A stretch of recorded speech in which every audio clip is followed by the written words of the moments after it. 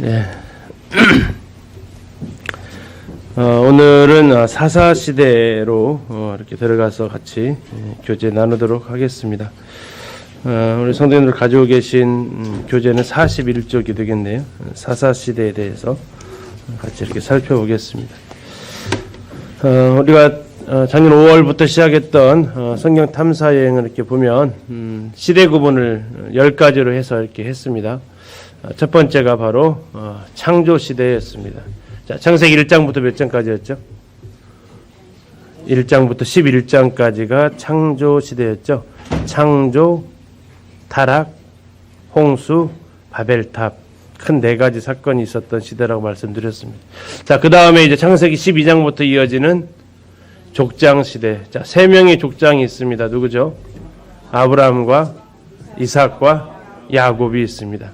그리고 이제 족장은 아니지만 상당히 많은 부분 요셉이 나오고 있는 부분을 보았습니다. 그래서 창세기 12장부터 끝까지가 바로 족장 시대에 해당이 되겠고요. 다음에 이제 세 번째 시대가 무슨 시대입니까? 출애굽과 광야 시대가 되겠습니다. 출애굽과 광야 시대. 성경책은 어디에 해당되죠? 출애굽기, 다음에 광야를 거쳐가는 레위기, 민수기, 신명기, 총 4권의 책이 여기에 해당이 이렇게 되겠습니다. 그래서 이스라엘 백성들이 애굽에서 나와서 가나안 땅에 들어가기 직전 모압 평지에서 끝나는 시대가 출애굽과 광야 시대였고요.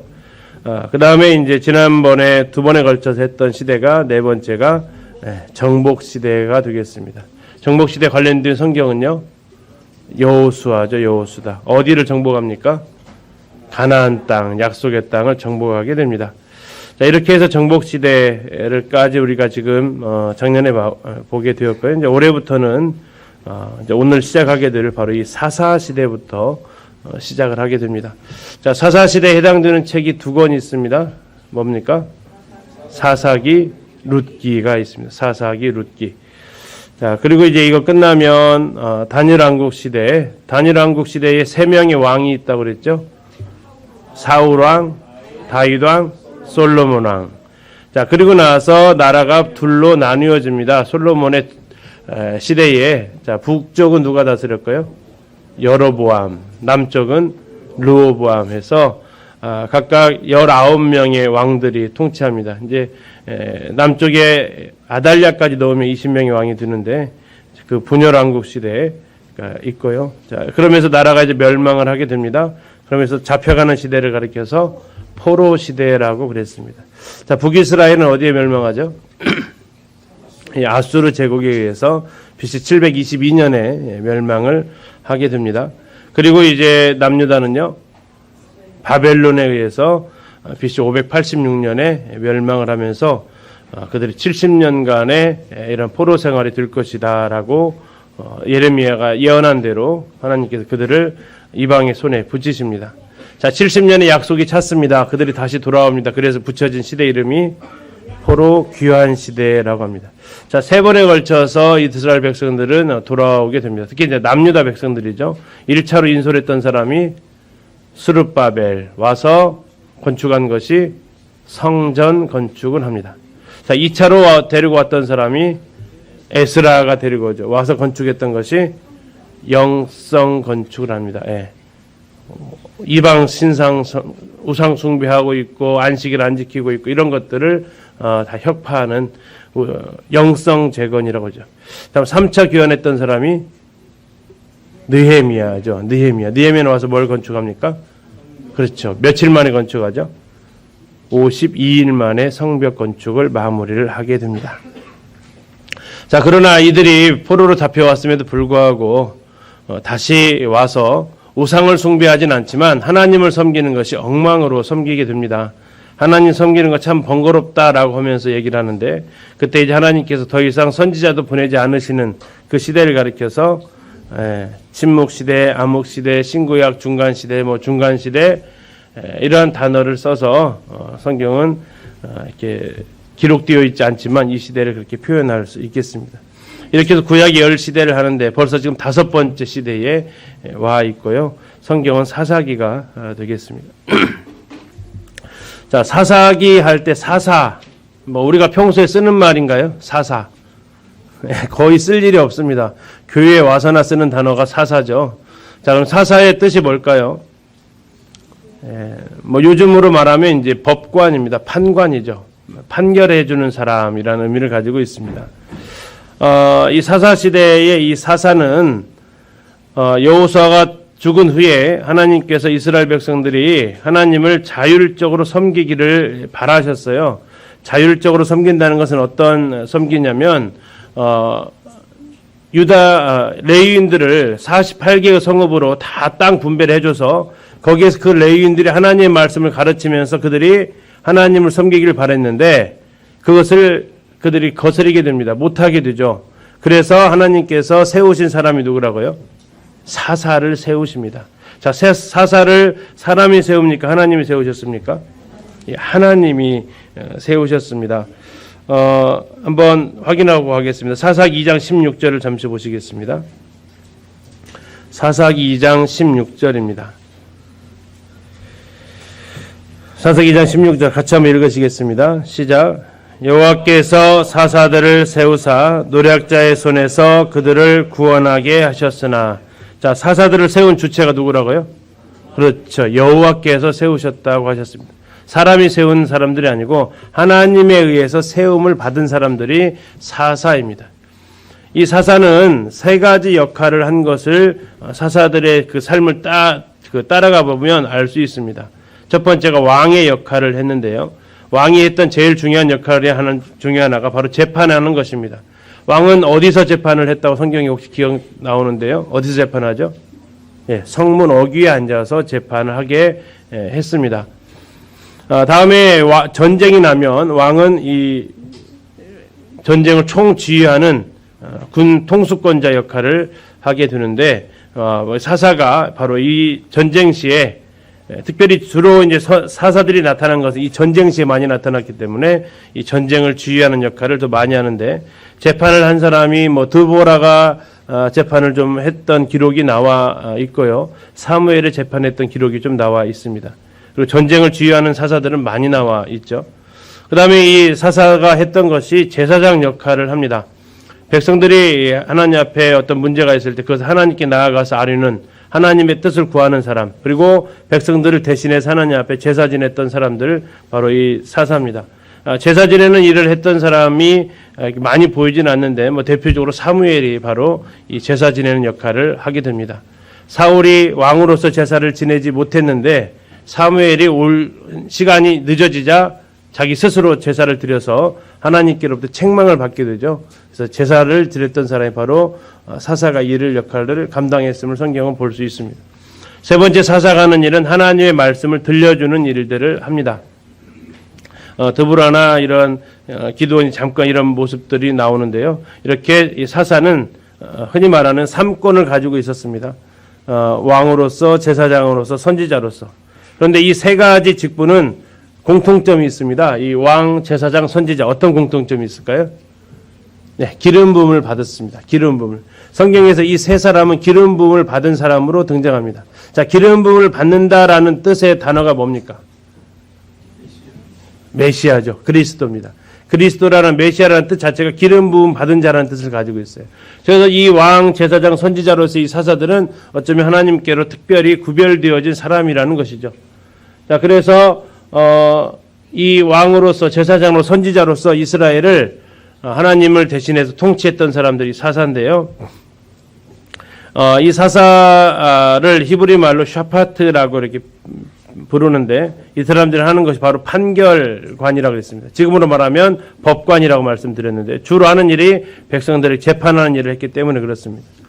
자, 사사기가 나오는 이 사사기 시대에 어떠한 상황이었느냐? 시대 상황은 여호수아가 죽고 그 뒤로 단일 왕국이 생기기까지 약 300여 년, 300년 좀 넘습니다. 이 시간 동안에 과도기적 형태로서 띄고 있다라는 것이 사사시대예요. 그러니까 사사기는 21장까지밖에 되어 있지 않지만 그 사이에서 시간이 몇 년 정도 흘렀다고요? 300년 이상의 시간이 흘러가고 있다라는 겁니다. 사사기에서 그 단어를 확인해 볼 수 있고요. 이 사무엘이 마치면서 등장하는 것이 왕국시대 사울 왕이 등장하게 되는 겁니다.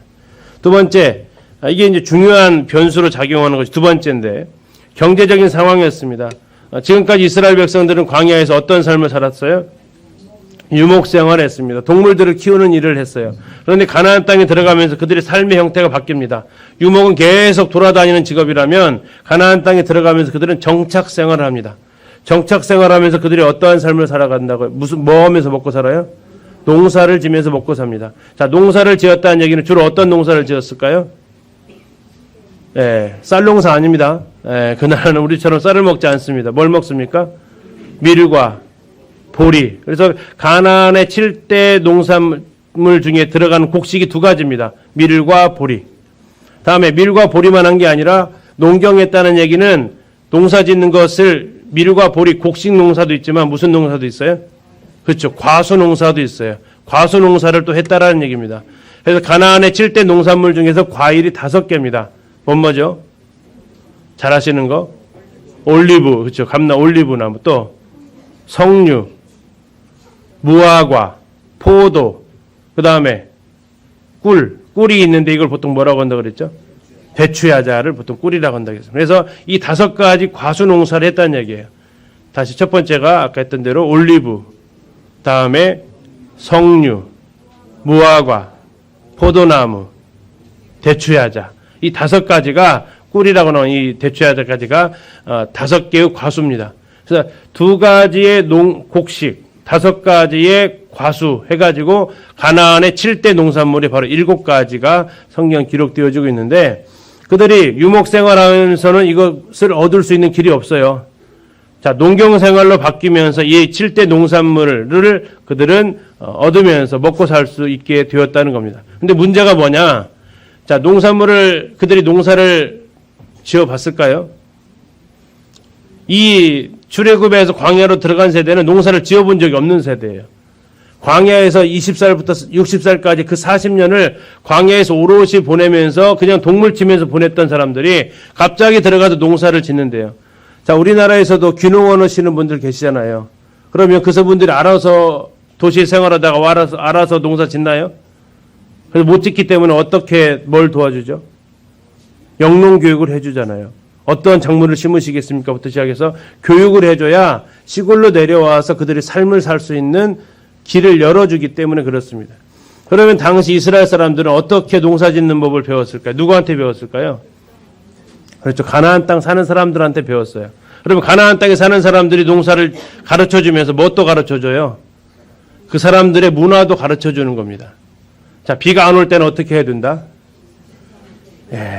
바알을 잘 섬겨야 된다. 그래야 우리가 비를 제때 받을 수 있다 하면서 그 당시에 그 농경 문화와 맞물려져 있는 우상 숭배 문화도 같이 전달을 받는 겁니다. 자, 이것이 이스라엘 백성들이 나중에 종교적인 상황과 같이 이제 맞물려 들어가는데, 그래서 종교적인 세 번째 상황이 이스라엘 백성들이 가나안의 농경신들에게 빠져갑니다. 사사기에서 가장 심각한 부패 상태를 보여주는 게 사사기 10장 6절인데요. 우리 뒤로 넘기셔서 사사기 10장 6절 한번 잠시 보겠습니다. 어느 정도까지 이스라엘 백성들이 우상을 섬겼는지 말씀해 주고 있습니다. 10장 6절입니다. 같이 한번 읽으시겠습니다. 시작. 이스라엘 자손이 다시 여호와의 목전에 악을 행하여, 자, 몇 개의 신이 나오는 거 보세요. 시작. 바알들과 아스다롯과 아람의 신들과 시돈의 신들과 모압의 신들과 암몬 자손의 신들과 블레셋 사람들의 신들을 섬기고 여호와를 버리고 그를 섬기지 아니하므로. 자, 몇 개의 신이 나왔어요?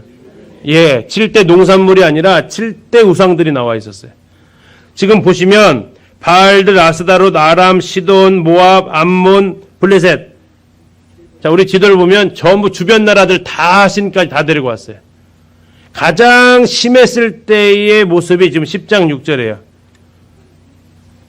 어느 정도까지 심각성이 빠져들어갔는지를 보여주는 대표적인 구절이 바로 10장 6절이 되겠습니다. 자, 왜? 이건 삶의 방식이 변했기 때문에 그래요. 지금까지는 농사 지으면서 그들과 영향력이 없었습니다. 그런데 농사생활 딱 들어가면서부터 그들하고 같이 교류하면서부터 섞이게 되면서 그들의 농사법만 배우는 게 아니라 그들의 문화, 종교 다 같이 흡수하게 되는 이러한 상황 가운데 들어가게 되었다는 것을 우리는 기억을 하셔야 됩니다. 우리도 마찬가지죠. 뭐 교회 안에 있을 때는 이렇게 다른 영향 받기가 쉽지 않지만 이 교회 밖을 딱 나서면서부터는 온갖 세상에 있는 것들로부터 영향을 받게 되죠. 다음에 사사시대의 정치 상황을 보면 하나님을 왕으로 선포하는 신정정치 시대에서 왕정정치 시대로의 변화다. 자, 이게 무슨 얘기냐? 자, 사사기의 대표적인 구절 혹시 아십니까? 사사기의 대표적인 구절. 예, 사사기 같이 한번 찾아보겠습니다. 사사기 17장 6절입니다.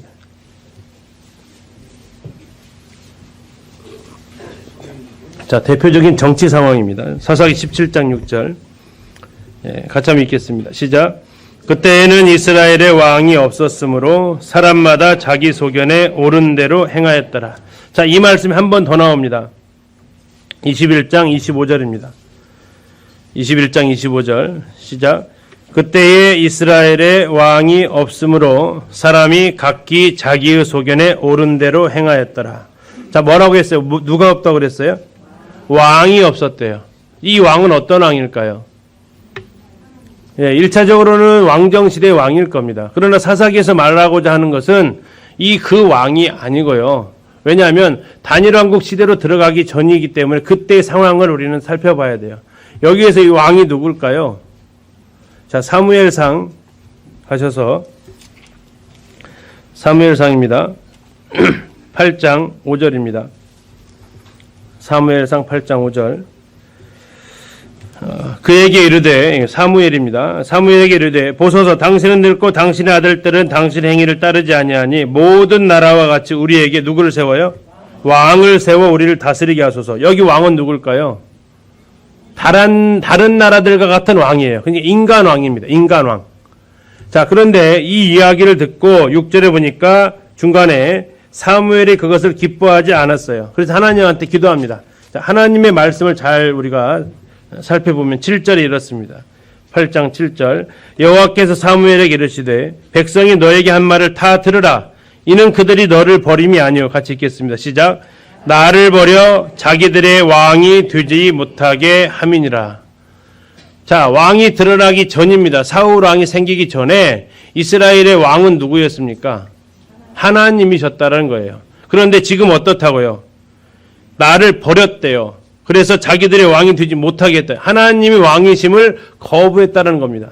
그러면 사사시대에 하나님께서 왕으로서 통치하시는 그 시대인데 지금 그들의 의식 속에는 왕이 있다고요? 없다고요? 없다고요. 왕이 없는 이유가 뭐라고요? 하나님을 왕으로 인정하지 않았던 거예요. 자, 하나님을 버렸다고 하나님은 얘기하세요. 나를 더 이상 왕으로서 인정하지 않았다. 자기 속에는 옳은 대로 행한 이유는 왕이 없었어요. 누가 왕이에요? 그럼요. 자기가 왕이었어요. 그래서 그들은 자기 속에는 옳은 대로 살게 되었고 그들이 하는 행동은 하나님한테 묻고 행하는 삶이 아니라 내가 보기에 옳은 대로 행하는 거예요. 자, 이것은 창세기 3장에서 나오는 선악과 사건과 동일한 사건입니다. 자, 선악과의 가장 큰 의미가 뭡니까? 선과 악을 판단하는 것을 누가 하는 겁니까? 내가 하겠다는 겁니다. 선악과를 따먹기 전에는요. 선악의 기준이 하나님입니다. 자, 이스라엘 왕이 없었다는 얘기는 무슨 얘기입니까? 하나님께서 선악의 기준을 판별하지 않으셨다는 얘기입니다. 자기 속에는 옳은 대로 행했다는 것은 뭡니까? 선악의 판단의 기준이 자기 자신이었다라는 거죠. 자, 이게 지금 그들의 정치적인 상황이었습니다. 이스라엘을 48개 성읍에 흩어서 그 이스라엘을 통해서 하나님께서 왕으로서 통치하고자 하셨는데 오히려 그들은 하나님을 버리고 하나님 왕으로 인정하지 않아서 자기 소견에 옳은 대로 했다라는 겁니다. 자, 그럴 때 하나님께서 누구를 사사로 택하셨느냐? 여러 사람 나오지만 대표적으로 처음에 나오기 시작하는 사람은 온니엘, 에훗, 삼갈 이렇게 쭉 나갑니다. 그들의 면면을 보면 그들은 왼손잡이였고요. 자, 오늘날 왼손잡이 여기도 좀 계시죠? 불편하세요? 편하세요? 예, 문 열 때 우리가 문 열고 닫을 때 기준이 오른손잡이 기준일까요? 왼손잡이 기준일까요? 예, 그래서 왼손잡이들은 어떠세요? 불편한데 때로는 하도 익숙하니까 불편한지 모르고 사시기도 하실 거예요. 제가 제일 불쌍했던 친구 중에 하나가 대학생 때 왼손잡이 친구예요. 대학교 책상 앉아 보신 분 계시죠? 팔걸이가 어떻게 돼 있어요? 기역자로 돼 있어요. 그래서 오른손은 쓰기가 편해요. 팔 딱 받쳐준다고요. 근데 왼손잡이 친구가 왼손으로 글을 배웠던 친구가 쓰려고 하는데 이 친구는 계속 이게 아픈 거예요. 받쳐주질 않는 거예요. 그런데 그 많은 의자 중에서 왼손잡이 책상이 없었어요. 제가 대학교 다닐 때만 해도. 자, 그러면 이 시대에도 그렇게 왼손잡이가 대접을 못 받았는데 저 시대는요? 예, 뭐 말할 것도 없죠. 다음에 삼갈은 소 모는 막대기로 600명을 죽였대요. 칼도 아닌 소를 모는 막대기로. 두부라는 여성이었습니다. 유일한 사사 중에서. 기드온은 32,000명 모았는데 300명만 데리고 싸우래요. 자, 이런 모든 상황 가운데 하나님은 인간의 연약함 가운데서도 글을 쓰십니다. 특별히 한 구절이 우리의 눈을 시선을 멈추게 하는데요. 하나님께 쓰셨던 한 사람 중에서 3장 31절 잠시 보실까요? 3장 31절. 3장 31절 보시면 에훗 후에는 아나세 아들 삼갈이 있어 소 모는 막대기로 블레셋 사람 600명을 죽였고, 같이 읽겠습니다. 그 뒤에 시작. 그도 이스라엘을 구원하였더라. 어떤 단어가 혹시 눈에 들어오세요? 그도요, 그도. 그런 얘기 무슨 뜻이에요? 아, 그 사람도 했어. 이러면 뭐예요? 이건 불가능할 것 같은 사람인데 그 사람도 했대라는 의미예요. 삼갈 같은 사람도 이스라엘을 구원했다라는 거죠, 해석이. 자, 하나님께서 사람들이 봤을 때는 아유, 그 사람도 했대 이런 표현이에요. 불가능할 것 같은 사람, 그도 하나님께서 역사하시니까 이스라엘 구원해낼 수 있었다는 얘기입니다. 한 번 더 뒤집으면 어떤 상황이 되는지 아세요? 그만한 사람도 구원했는데 그만한 사람도 찾기가 힘들었던 시대였다라는 또 하나의 반증이에요. 삼갈 같은 사람만 해도 하나님이 구원해서 쓸 수 있었는데 삼갈만한 사람도 잘 안 보였던 시대가 이 시대일 수 있다라는 얘기예요. 자, 이렇게 사사들에 대해서 잠시 보셨다면 이제 두 번째 사사시대의 전체적인 흐름입니다. 사사시대를 보통 얘기하면서 악순환의 연속이다라고 얘기합니다. 악순환의 연속.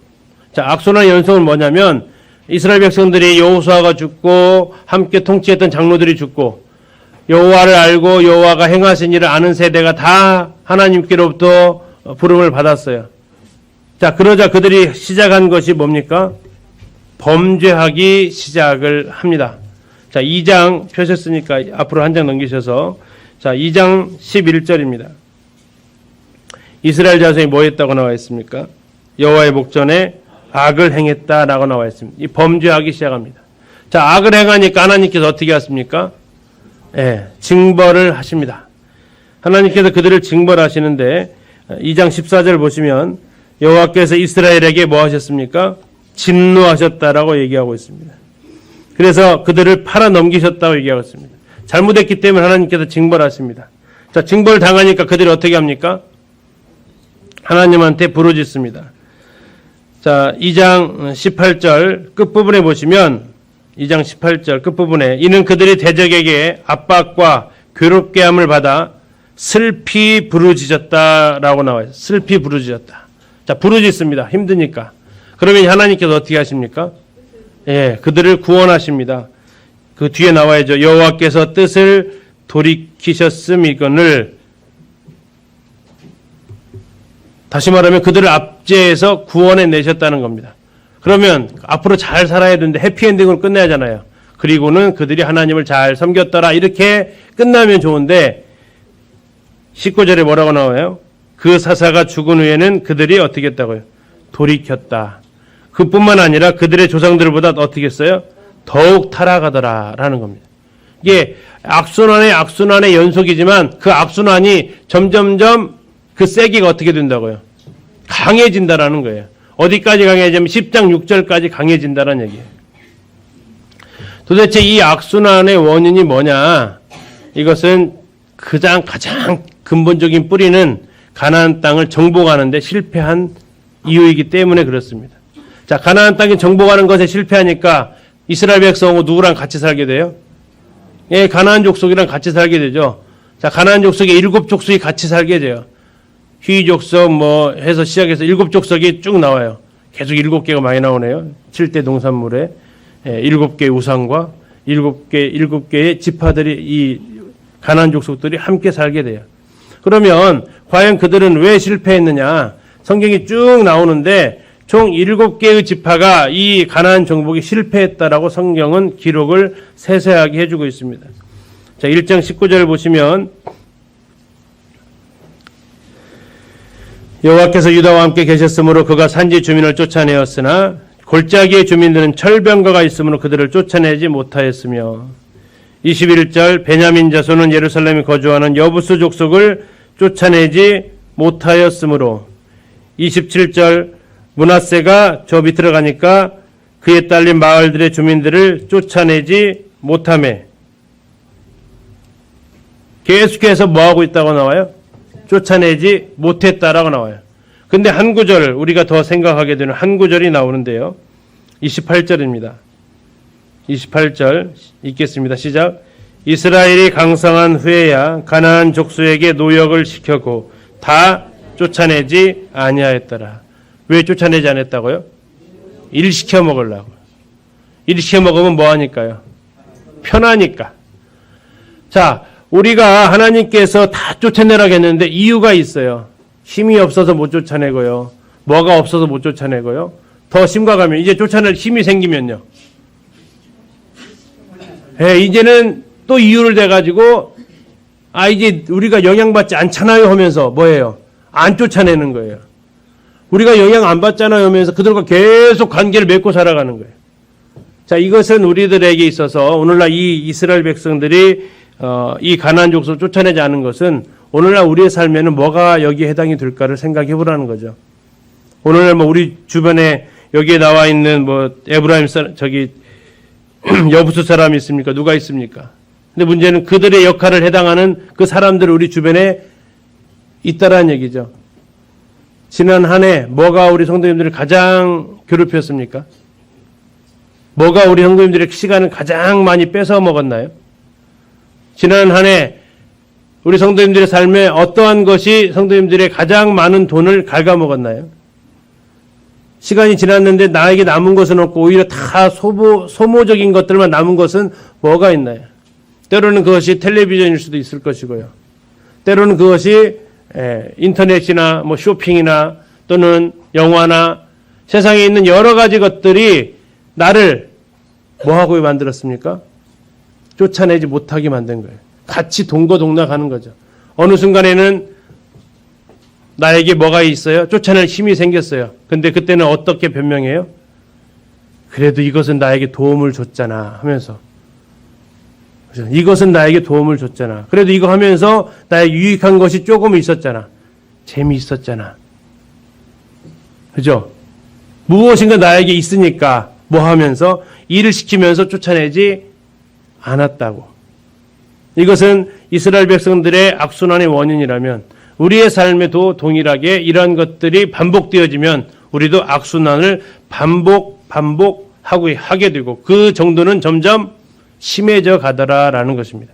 그래서 우리는 이것을 가리켜서 중독이라고 표현할 수도 있겠습니다. 나는 무엇에 중독이 되어져 가고 있는가? 중독은 처음부터 중독되지 않죠. 처음에는 어떻게 합니까? 내가 그걸 선택해서 하다가 나중에는요. 그것이 나를 선택을 하게 되는 여기까지 가게 되는 겁니다.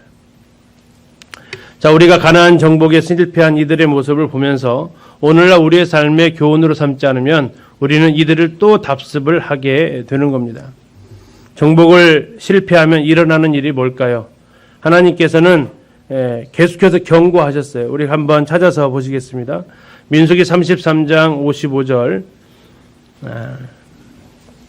한번 찾아보겠습니다. 하나님께서 미리 이것을 경고하셨습니다. 너희들 다 쫓아내야 된다. 만약에 쫓아내지 않으면 이런 일이 너희들한테 일어난다. 찾으셨습니까? 민수기 33장 55절입니다. 자, 같이 한번 읽겠습니다. 시작. 너희가 만일 그 땅의 원주민을 너희 앞에서 몰아내지 아니하면 너희가 남겨둔 자들이 너희의 눈에 가시와 너희의 옆구리에 찌르는 것이 되어 너희가 거주하는 땅에서 너희를 괴롭게 할 것이요. 자, 눈에 뭐라고요? 옆구리에 찌르는 것. 그래서 어떻게 한다고요? 괴롭게 한다고 했습니다. 자, 뒤로 가셔도 여호수아에서는 또 약간 다르게 이야기합니다. 여호수아 23장 13절입니다. 23장 13절 같이 읽겠습니다. 시작. 확실히 알라. 너희 하나님 여호와께서 이 민족들을 너희 목전에서 다시는 쫓아내지 아니하시리니 그들이 너희에게 올무가 되며 덫이 되며 너희 옆구리에 채찍이 되며 너희의 눈에 가시가 되어서 너희가 마침내 너희 하나님 여호와께서 너희에게 주신 이 아름다운 땅에서 멸하리라. 자, 너희들과 이들이 함께 살게 되면 이렇게 하시겠다라는 겁니다. 이젠 하나님이 쫓아내지 않으시겠다고 얘기하세요. 자, 한 구절 더 보고 그 다음 진행하겠습니다. 사사기 2장 3절입니다. 사사기 2장 3절 시작. 그러므로 내가 또 말하기를 내가 그들을 너희 앞에서 쫓아내지 아니하리니 그들이 너희 옆구리에 가시가 될 것이며 그들의 신들이 너희에게 올무가 되리라 하였노라. 자, 쫓아내지 않으면 어떻게 된다고요?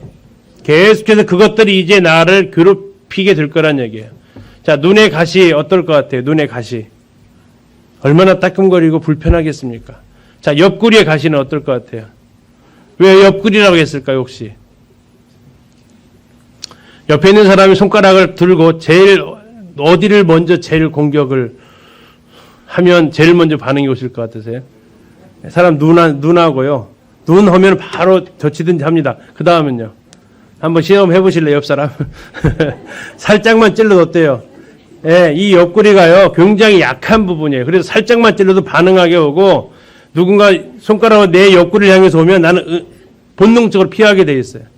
그래서 하나님께서는 어디다가 표현하고 있어요? 옆구리에다라는 이 단어를 표현하고 계시는 거예요. 옆구리에 가시게 될 것이다. 옆구리에 채찍이 될 것이다. 얘기하는 거예요. 나의 가장 요즘으로 말하면, 오늘날의 말로 말하면 아킬레스건이 되는 겁니다. 계속해서 나를 괴롭히는 거예요. 계속해서. 처음에는 쫓아내지 않았지만 나중에는 어떻게 된다고요? 쫓아내지 못하게 돼요. 예. 처음에는 쫓아내지 않았던 것이 나중에는 쫓아내지 못하게 된다고요. 그러면 계속해서 그것으로 인해서 내 신앙은 자라지도 못하고 나는 이 악순환의 이 사이클을 계속 반복하게 된다라는 겁니다. 자, 거기에 대해서 하나님께서 이제 심판하신다고 했는데 그 과정이 쭉 얘기하는데요. 이 과정이 쭉 반복되면서 이 상황이 더 심화된다고 얘기하는데 우리 잠시 그 과정을 한번 찾아보려고 합니다. 3장 12절 한번 보세요. 3장 12절. 자, 온니엘이 사사로서 처음 1대 사사가 나옵니다. 다음에 2대 사사가 에훗인데 에훗이 등장하게 된 배경이 뭐라고 얘기하냐면 12절. 이스라엘 자손이 어떻게 했다고요? 또라는 단어에 집중하십시오. 또 했다는 얘기는 뭡니까? 앞에서도 했다라는 얘기예요. 그러니까 온니엘 때도 여호와 목전에 악을 행했는데 또 했다라는 겁니다. 4장 1절로 가실까요? 에훗이 죽으니 이스라엘 자손이 또 나왔어요. 또가 또 나왔어요. 자, 그러면서 드보라 바락이 등장합니다. 자, 그리고 드보라 바락이 죽으니까 이제 평안했다가 또 죽었습니다. 6장 1절. 이스라엘 자손이 또 나왔습니다. 또 악을 행합니다. 그러니까 이번에 하나님께서 기도원을 통해서 구원하십니다. 자, 기도원을 통해서 구원하신 다음에 또 다른 단어가 나오는데요. 8장 33절에 보시면 자, 그런 단어들은 좀 표시를 해주시면 나중에 이 사사기 흐름을 익히실 때 좋습니다. 사사기 8장 33절입니다. 기드온이 죽었어요. 이미 죽음에 이스라엘 자손이 어떻게 해서요? 돌아서서 하나님을 섬기는 데서 돌아서서 교통 용어로 말하면 뭐하고 있어요 지금? 유턴하셨어요. 유턴. 가던 하나님 섬기는 길에 유턴해가지고 또 이들이 하나님 앞에 악을 행합니다. 자, 10장 6절에 가서 보시면 이번엔 다른 단어가 나옵니다. 또가 아니라 이스라엘 자손이 다시 또나 다시나 거기서 거기죠. 다시 했다. 13장 1절은 또 삼손이 등장하는 앞에, 삼손 등장 앞에 또 이 얘기가 나옵니다. 이스라엘 자손이 뭐라고요? 다시. 자, 그러면 사사기에 반복적으로 나타난 단어가 뭡니까? 또 하고, 다시 하고, 돌이켜서 하고, 또 하고, 다시 하고, 돌이켜서 하고. 계속 악순환. 했다가 혼나면 안 할게요. 진짜 안 할 거지? 예, 안 할게요. 알았어. 용서해 줄게.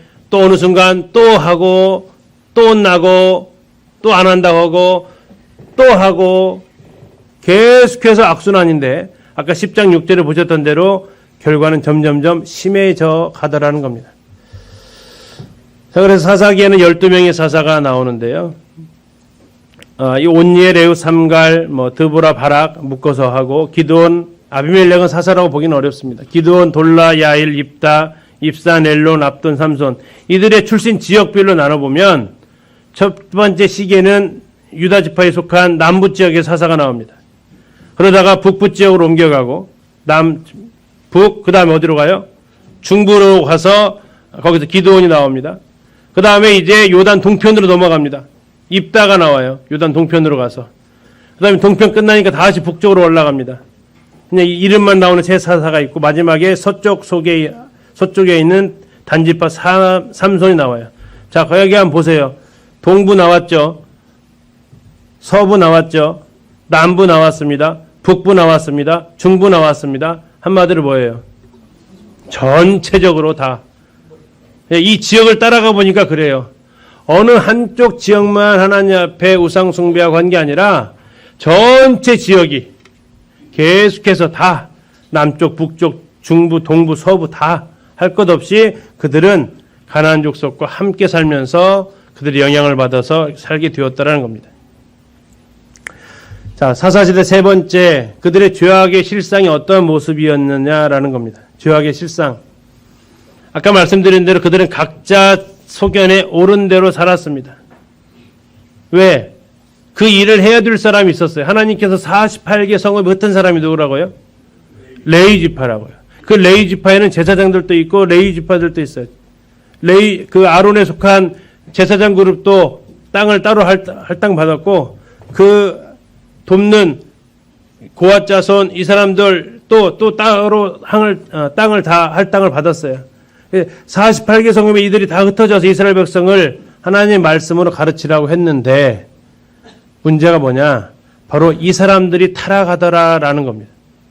누가 타락했다고요? 예, 레위인들이 타락하더라라는 거예요. 그러면 레위인들이 왜 타락했느냐?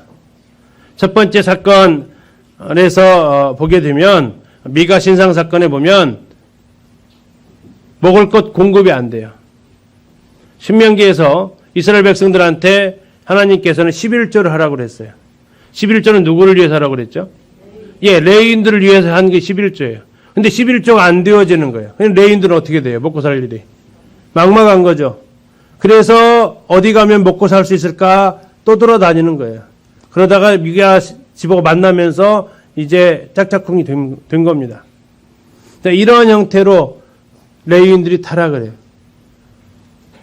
두 번째 사건도 기부와 첩사건이라고 표현되어지는 이 두 번째 사건도 나오는 사람이 누구냐면 레위인입니다.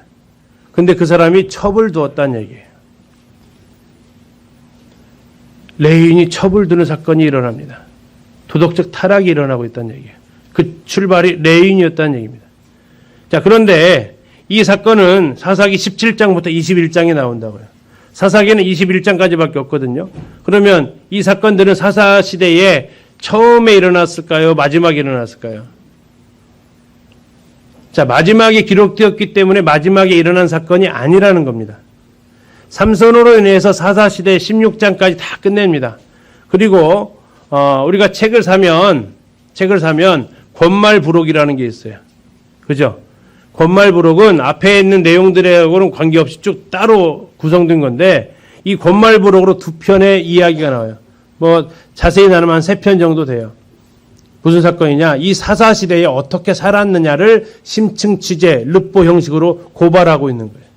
지금 아까 쭉 보셨어요. 다시 얘기했다, 또 했다 했는데 무슨 악을 행했는지 잘 모르시겠죠. 안 나와요. 어떤 악을 행했는지는. 그냥 표면적으로 우상숭배했다 이 정도죠.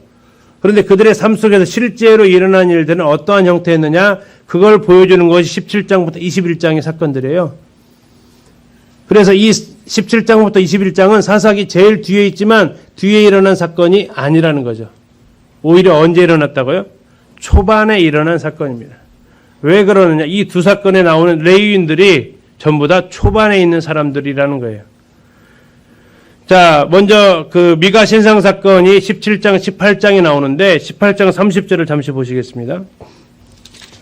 사사기 18장 30절입니다.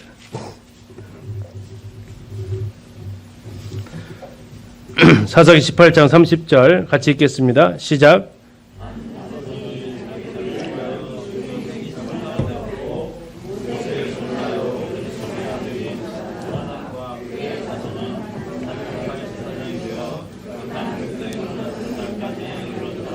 자, 누가 나오고 있습니까? 모세의 손자요 게르솜의 아들인 요나단입니다. 자, 모세는 가나안 땅 들어오기 전에 죽으셨죠. 그러면 그 아들은 들어왔을까요? 게르솜 들어왔을까요? 들어왔을까요? 못 들어왔을까요? 못 들어왔을 가능성이 많죠. 왜냐하면 20세 이상이었을 거니까 아마 광야에서 죽었을 거예요. 그러면 이제 그 다음에 들어온 게 누구라고요? 손자. 손자는 들어왔겠죠. 20살 미만이었을 거니까. 그죠? 그러면 모세의 손자라는 얘기니까 모세가 죽은 다음에 바로 이어지는 사람이란 얘기예요. 모세가 아까 신명기에서 죽고 얼마 되지 않아서 정복전쟁 끝나 초기에 살았던 사람이 모세의 손자 이 사람이에요. 누구예요? 요나단. 이 미가 신상 사건이 오래된 얘기가 아니라니, 사사가 한참 진행된다는 얘기가 아니라는 겁니다. 또 하나, 두 번째 나오는 기브아 첩 사건 또는 베냐민 말살 사건이라고 이름되어지는 그 사건에 나오는 또 한 사람이 있는데 그 사람은 누구냐면 사사기 20장 28절 보시면요. 20장 28절. 아론의 손자인 엘르아살의 아들 비느하스가 그 앞에 모시고 섰더라. 이스라엘 자손들이 여쭈기를 우리가 다시 나아가 내 형제 베냐민 자손과 싸우리까 말리까 하니. 자, 여기에 누가 나왔어요 지금? 아론의 손자인 엘르아살의 아들 비느하스죠. 자, 엘르아살은 아론의 대를 이어서 대제사장이 돼서 가나안 땅에 들어왔습니다. 그리고 여호수아와 함께 땅 분배하는 역할을 맡았어요. 그런데 그의 아들 비느하스, 이 비느하스는 언제 살았던 사람이라고요? 여호수아와 같이 있었던 사람이에요. 같이 동시대에 살았던 사람이에요. 저 모압 평지에서 바알볼 사건 때는 이스라엘의 그 죄를 막았던 사람이 이 비느하스이기도 해요. 그런데 지금 이 사사기 20장에서 이스라엘 민족하고 베냐민 민족과 전쟁이 일어나는 그 순간에 바로 비느하스가 살아 있었다는 얘기예요. 그렇다면 이 사사기에 두 번째 나와 있는 이 19장부터 21장 이 사건도 언제 사건이라고요? 사사시대 초기 사건이란 얘기예요. 사사시대 초기에 이런 일이 있었다라는 얘기예요. 자, 책을 사면 권말 부록도 있지만 무슨 부록도 있어요? 무슨 부록도 있어요? 별책 부록도 있습니다. 별책 부록. 자, 별책 부록이 무슨 책일까요? 룻기입니다. 사사시대의 별책 부록이 룻기예요. 자, 별책 부록은 다행히도 희망을 던져주고 있다라는 것입니다. 희망, 사사시대의 희망입니다. 그게 누굽니까? 룻이었습니다. 남자입니까? 여자입니까? 이스라엘 사람입니까? 이방인입니까? 이방입니다. 자, 가장 하나님이 기대했던 레위인들, 그들에게서 하나님께서 희망을 찾지 못하셨습니다. 그럼 하나님 대안이 없으실까요? 아니요. 하나님은 돌들로도 소리 지르게 하시는 분이라겠어요. 자, 그들의 권한을, 그들의 권리를, 그들의 복을 누구에게 옮기십니까? 예, 이방 여인에게 옮기십니다.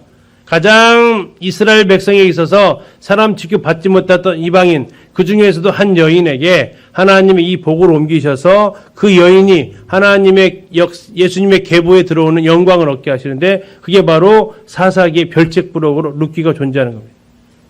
그리고 사사기의 별책부록, 여자만 이렇게 뛰어나니까 남자들이 약간 속이 상하시죠. 또 하나의 별책부록이 있으니 그게 바로 사무엘상 7장까지 나와 있는 사무엘입니다. 사무엘서도 역시 희망을 주는데 그러나 그 희망을 주는 뿌리에는 사무엘이 있는 게 아니라 한나가 있었다라는 것입니다. 예, 남자들이 만회를 하는 것 같았는데 또다시 여자한테 졌습니다. 예, 암흑 시대에는 남자들이 길을 못 피는 것 같아요. 자, 그러면서 모압 여인 룻 그리고 슬픈 여인 한나 그들을 통해서 하나님은 하나님의 일을 해 나가시는 기록이 사사기의 기록입니다. 자, 다시 사사기로 돌아오면 곧말부로 돌아오면 이 두 사건 다 레위인들에 의해서 하나님의 계획이 무너져가는 듯한 인상을 주었다라는 것입니다. 17장, 18장에 나와 있는 미가 신상 사건. 한 개인이 제사장을 소유하고 또 한 개인이 하나님을 섬긴다라는 명목으로 우상을 만드는 이러한 일들을 합니다. 그들이 우상을 만드는 것이 17, 18장에 나와 있는 그들이 이 만든 것이 우상을 섬기기 위해 만든 게 아니었고 하나님을 섬기겠다라는 거였어요. 그런데 문제는 뭡니까? 하나님의 법대로예요? 자기 소견대로예요? 자기 소견대로 했다라는 겁니다. 자, 하나님을 섬기는 데 있어서는 내 방식입니까? 성경의 방식입니까? 예, 성경의 방식이어야 한다는 거예요. 자, 누군가에게 선물을 준다면 내가 좋아하는 거 줘요? 그 사람이 좋아하는 거죠? 예, 기본이 아닙니까? 선물 준다는데 내가 좋아하는 걸 주면 안 되잖아요. 그 사람이 좋아할 만한 것을 주니까 우리가 고민하는 거죠. 뭘 좋아할까? 뭘 좋아할까? 하나님을 섬기는 데 있어서 그냥 하나님은 내가 내 마음 아시니까 내 마음 아시니까 그냥 내가 하고 싶은 대로 섬겨도 된다. 아니라는 겁니다. 하나님을 섬기는 것도 하나님의 방식대로 해야 된다는 얘기죠. 그런데 그들은 하지 못했다는 얘기예요. 하나님을 섬긴다는 이유인데 자기 소견에 옳은 것으로 행했다는 겁니다. 19장에서 레위인이 첩을 둡니다. 근데 그 레위인 첩이 도망갑니다. 가가지고 데려오려고 하는데 장인이 술을 주니까 술을 진탕 먹고 그 다음날 출발도 못합니다. 계속 미루다가 늦게 출발해서 베냐민 땅에 가는데 베냐민 땅 그래도 일말의 양심이 있었습니다. 우리가 어떻게 이방인들 마을에서 자냐? 우리 민족으로 가야지. 베냐민 땅에 갑니다. 근데 놀라운 역사는 베냐민 땅에 가서 자려고 길에 앉았는데 집으로 초청하는 사람이 있어요, 없어요? 초청도 안 해요. 어느 정도 초기예요, 초기. 그런데도 불구하고 그들이 같은 민족에 대한 정이 없어요. 근데 결국 그를 초대한 게 누굽니까? 같은 에브라임 산지에 살던 사람인데 이 베냐민 땅에 와서 사는 사람이에요. 그 사람은 왜 왔을까요? 근데 와서 보니까 별로 환대받고 있지 않았던 것 같아요. 이게 그 읽혀지는 분위기예요. 자, 그러면서 베냐민 지파에 살았던 불량배들이 이 첩을 요구하고 이 남자를 요구하죠.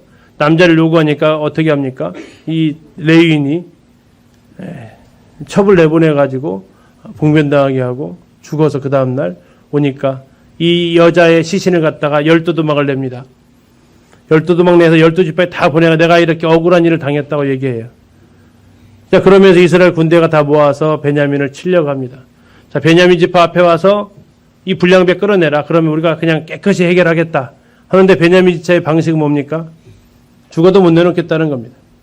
그렇다면 아마도 이 불량배들은 어느 집 자식들일까요? 예, 권세 있는 집 사람들일 겁니다. 그런데 내놓지 않으니까 이제 전쟁을 하게 되는 거죠. 그러면서 마지막으로 이 베냐민 지파 600명 남고 다 사라지게 됩니다. 그러면서 막 악담을 퍼붓죠. 여기 전쟁 참여하는 사람은 뭐 다 죽는다고 하니까 이제 하면서 이 600명 남았는데 하고 나니까 큰 실수했다. 어떻게 짝을 맺어줄 거냐. 그렇지 않으면 한 지파가 남자만 600명 남았으니까 누구든 여기랑 결혼시키면 난리 난다고 했으니까 어떻게 돼요? 한 지파가 그냥 시간 지나면 자연 소멸되게 생겼으니까 막 그때 전쟁에 참여하지 않았던 길르앗 야벳 사람 중에 400명 데려다가 강제로 결혼시키고 실로 축제로 왔던 여자들 200명 알아서 보쌈하라 해가지고 결국 근근히 명맥을 이어가게 만들어요. 자, 그렇게 해서 되어지는 게 이 사사기 시대의 모습을 우리는 볼 수 있다는 겁니다. 자, 그런데 이 사사기에 들어갈 때 이게 초기의 사건이라고 그랬어요. 자, 초기의 사건이 나오는데 그 중에 12사사 중에서 베냐민 지파가 있어요. 베냐민 지파. 앞부분에 있어요. 그게 누군가 한번 보세요. 그 배경 속에서 나타난 게 그 사사예요. 뭔 힘이 있었을까요? 그 지파. 600명 중에서 뽑힌 사람이. 무슨 다른 민족의 지지를 얻을 수 있었을까요? 자, 그 사람이 누구예요? 예? 왕 말고 사사. 그게 누구예요?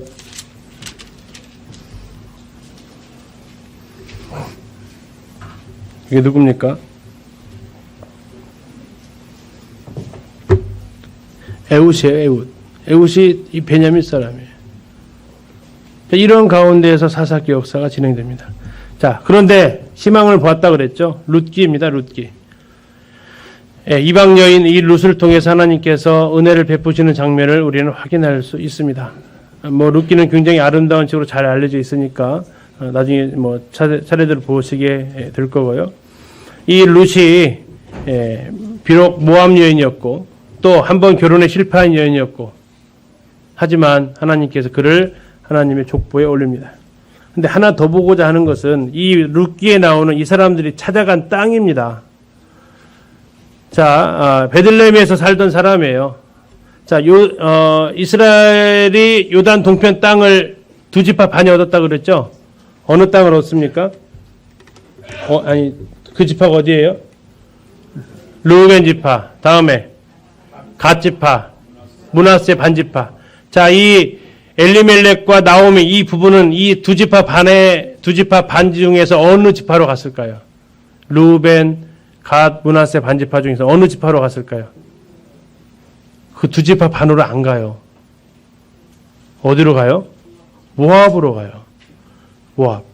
이 아르논 강이 모압과 르우벤 지파의 경계가 돼요. 그런데 그 와중에 어디로 갔다고요? 여기까지 가요. 모압까지 가요. 아니, 가더라도 어느 지파로 가야 돼요? 같은 이스라엘 지파로 가야 되지 않겠습니까? 그래도 흉년이 들어와서 살려고 갔다면. 근데 어디로 갔다고요? 마치, 우리 이게 친척이 있는데 힘들어서 왔는데 우리 집으로 와서 한 잠 재워달라고 하는 게 아니라 어디로 간 거예요? 남의 집으로 간 거예요. 우리 밑에 집으로. 그 상황이 어떤 상황 같으세요? 이들의 지파 간의 결속력이. 이 상황은 그렇게 좋은 모습이 썩 아니거든요. 충분히 그 두 지파 반이 같은 족속이, 같은 이스라엘 민족이 살고 있음에도 불구하고 굳이 이 먼 밑에까지 내려와서 살아야 됐던 이들의 모습을 한 번 더 생각을 해보자는 겁니다. 자, 그리고 이제 재밌는 것은 룻의 이 족보예요. 룻은 무슨 여인이라고, 어디 여인이라고요? 모압 여인입니다. 모압 여인. 자, 모압은 누구의 후손입니까? 롯의 후손이에요, 롯. 자, 그 다음에 보아스는요, 유다 지파예요. 유다 지파는 그 뿌리로 쭉 올라가면 누구예요? 아브라함이에요. 자, 아브라함과 롯은 무슨 사이예요? 작은 아버지하고 조카거든요. 예. 근데 나중에 이 양쪽의 뿌리가 어디서 만나요? 여기서 보아스, 룻에게서 만나요. 그리고 그 사이에서 누가 태어나냐면 다윗이 태어나요. 룻기는 그렇게 끝나요. 그리고 이 뿌리에서 누가 나와요? 예수 그리스도가 나오시는 거예요. 자, 그 창세기 13장에서 헤어졌던 이 두 사람 아닙니까? 그죠? 아브라함과 롯이 창세기 13장에서 헤어졌잖아요. 근데 그 후손들이 쭉 가다 어디서 만났어요? 룻기에서 만나네요. 룻기에서 만나서 하나님께서 다시 그들을 이렇게 은혜를 베푸시는 것을 볼 수 있습니다. 어쩌면 이 롯은 창세기 19장을 읽어보면서 그냥 끝난 것 같지 않았어요? 그냥 뭐 이제 사라져가는 듯한 느낌 아닙니까? 그런데도 하나님께서 이 롯의 가족에도 은혜를 베푸셔서 바로 이 룻 같은 오 다르고 우 다른가 이러면 롯에게서 룻이 나왔다고요. 희망을 보게 하십니다. 그래서 우리가 이러한 모습들을 통해서 하나님의 은혜를 한 번 더 생각을 해보게 됩니다. 잠시 10분간 쉬셨다가 12사사들의 모습들을 잠시 좀 더듬어 보고 사사기에 들어가도록 하겠습니다.